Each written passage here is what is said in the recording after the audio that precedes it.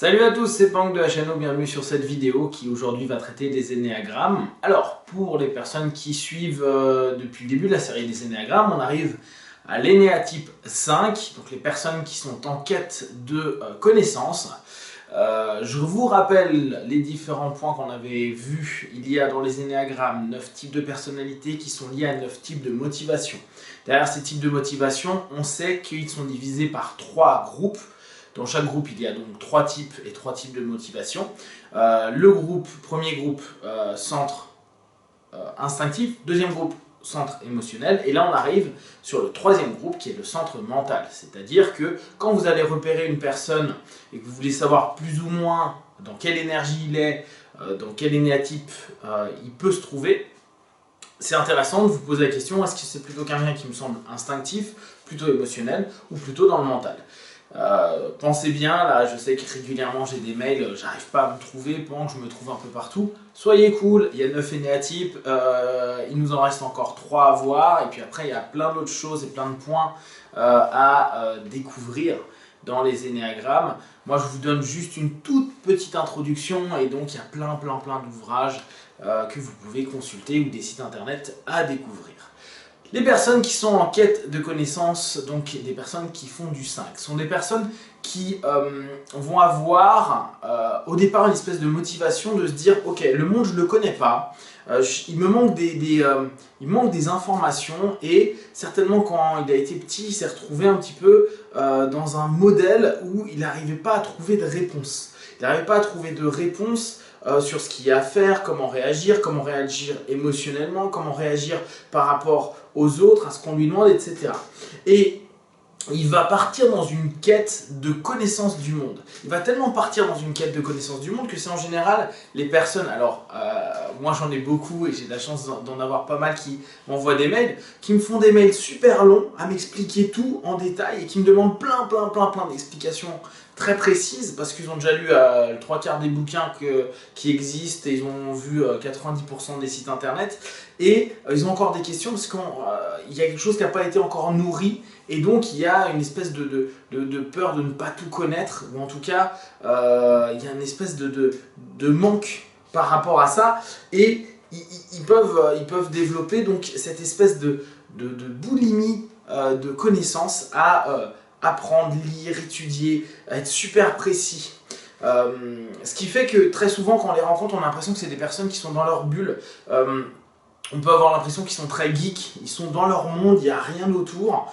Et socialement parlant, quand ils ne sont pas intégrés, donc on va dire vraiment dans la notion imagée de la personne qui fait du 5, ça va être quelqu'un qui va avoir socialement du mal, entre guillemets. Pourquoi? Parce qu'il va être tellement dans son monde, et son monde doit être tellement compris avant d'agir dedans, que très souvent il n'agit pas. C'est des personnes qui peuvent être énormément dans le mental, là clairement, et qui doivent se sécuriser au travers de ce mental-là en connaissant le maximum d'éléments.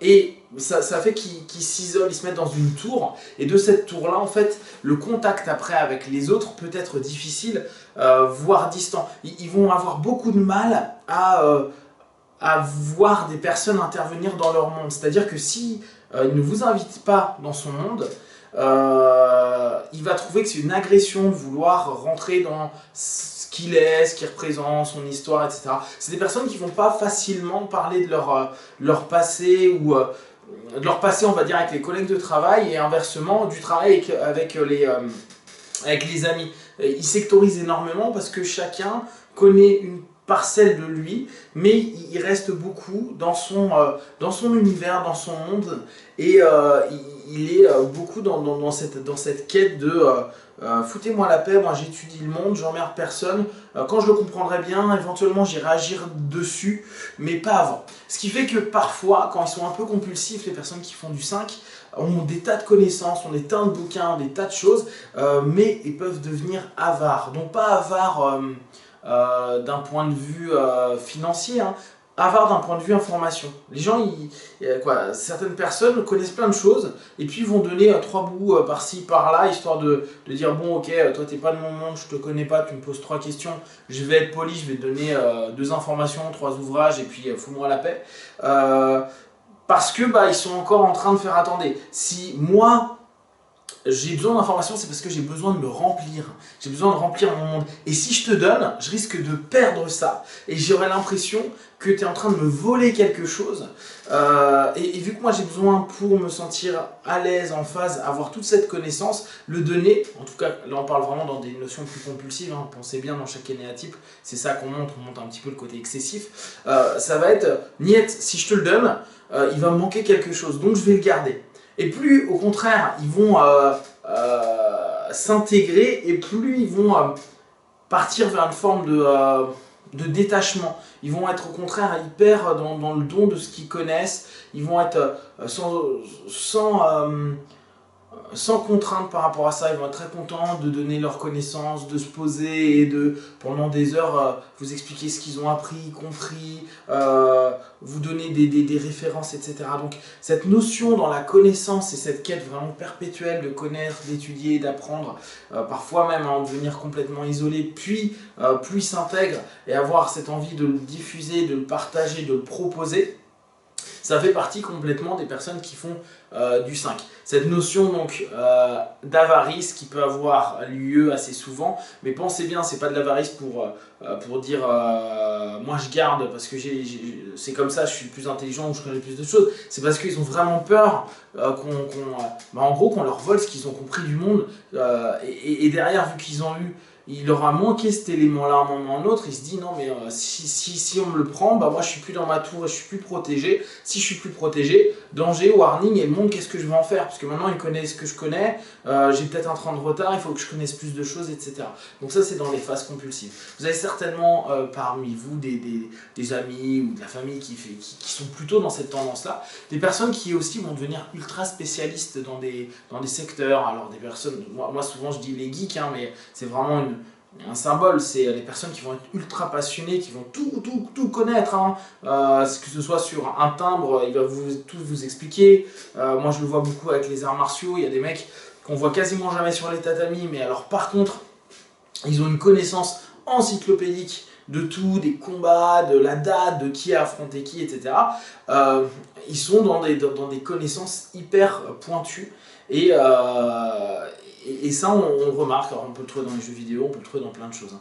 Donc cette quête qui va être vraiment, je veux connaître le monde, je veux découvrir comment ça fonctionne, pour vraiment réussir à m'épanouir. Et donc, vu que c'est un centre mental, vous imaginez bien qu'ils vont être très très liés dans cette notion de ce qui est important, ce qui va prédominer dans toute sa vie, c'est le mental.